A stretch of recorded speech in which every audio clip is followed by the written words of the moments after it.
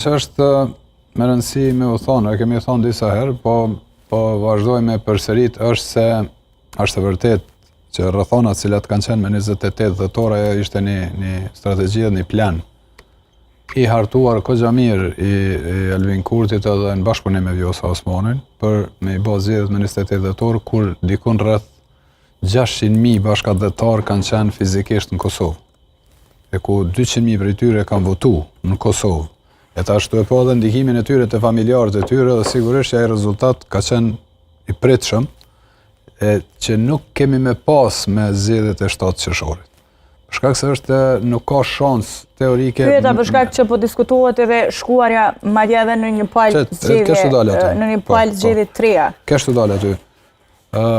Domethënë rezultati nuk mundet me qenë si i 28 dhjetorit në asnjë rrethon.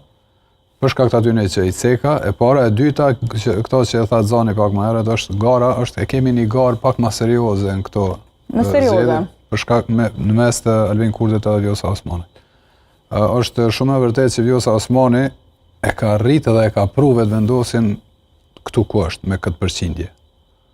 Kur ju bashku listës vetëvendosi, i mur dikon afër 150.000 votues të lidhjes demokratike, në fakt e çajti lidhjen demokratike. Sepse edhe në dhjetor të vitit 2025 e mori një rezultat. Po nëse e shohim situatën që është ka rrjedh, me nën shkurt të 2025-s, VV-ja i pat 42%, po mduket, 42%, po.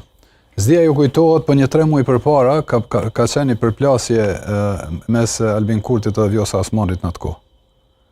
Edhe ajo u pa nga elektorati edhe nga mbështetësit e Vjosa Osmanit brenda lëvizjeve vetëvendosje, u pa që një prishje mes